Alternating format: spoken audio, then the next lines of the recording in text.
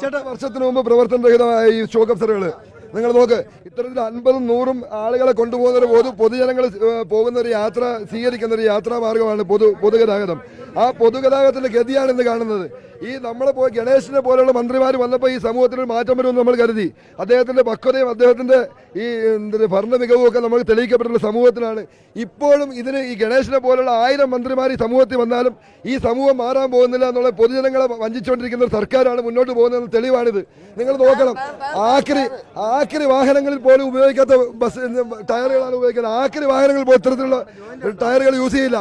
ഇത്തരത്തിലുള്ള ചെങ്കുത്തായ ചെരുവിലൂടെ കടന്നു വരുമ്പം ഇത്തരത്തിൽ ടയർ ഉപയോഗിച്ച അപകടം നടന്നില്ലെങ്കിൽ അത് അത്ഭുതമായി മാറും. വണ്ടി മറിയുന്നുണ്ട്. ആദ്യമേ വന്നതെന്ന് പറഞ്ഞാൽ എഴുകോൺ എക്സൈസിലെ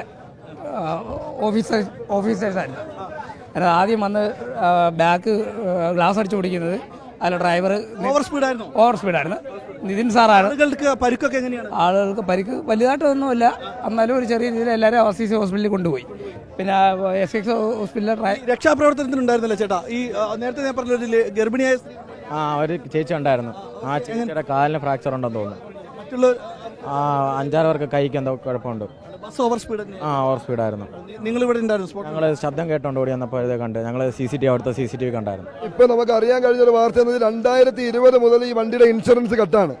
ഇത്തരത്തിൽ 50-100 ആളുകളെ കുത്തി നിറച്ചു കൊണ്ടുവന്ന ഒരു വാഹനത്തിൽ ഇൻഷുറൻസ് പോലും ഇല്ലാതാണ് തൊരിയിൽ ഓടുന്നത്. ഇന്ന് നോക്ക് നിങ്ങൾ, ഈ ടയറിന്റെ അടിഭാഗങ്ങൾ മൊത്തം പൊട്ടിപ്പിളരാൻ കാരണം ഇത് അത്രയും പഴക്കം ചെന്ന ടയറാണ്. അത് കഴിഞ്ഞ് നിങ്ങൾ നോക്ക്, അത് കഴിഞ്ഞ് വാഹനത്തിന്റെ നോക്ക്, അതാണ് ഈ വാഹനത്തിന്റെ ഓയിൽ സീൽ പോയിട്ട് ഹൗസിംഗ് ലീക്കായി തുടങ്ങിയിട്ട് വർഷങ്ങളായിട്ടുണ്ട്, മാസങ്ങളല്ല വർഷങ്ങളായിട്ടുണ്ട്. ഇതുപോലും മെയിൻ്റനൻസ് ഡിപ്പാർട്ട്മെന്റ് പോലും എത്തരത്തിൽ പ്രവർത്തിക്കുന്നത് നിങ്ങൾ നോക്കണം.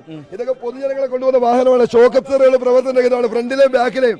അതുപോലെ ആക്സിൽ ബോൾട്ട് അതൊക്കെ ലൂസായി കിടന്നിട്ടാണ്, ആ ആക്സിൽ ബോൾട്ട് ലൂസായി കിടന്നാണ് ഈ അപകടത്തിന് കാരണമായിരിക്കുന്നത്. ഇപ്പം ഡ്രൈവർമാർ പരിശോധിച്ചിട്ട് പറയാണ്, ഡ്രൈവർമാരാണ് അവര് പരിശോധിച്ച് വിലയിരുത്തി പറയുന്നതാണ്. ഒരു ജോയിന്റിൽ ഗ്രീസ് എന്ന് പറയുന്ന ഒരു സാധനം എന്താ, ഇത് പണ്ടങ്ങാണ്ട് വണ്ടി ഇറങ്ങിയപ്പോൾ ഉള്ളതാണ്.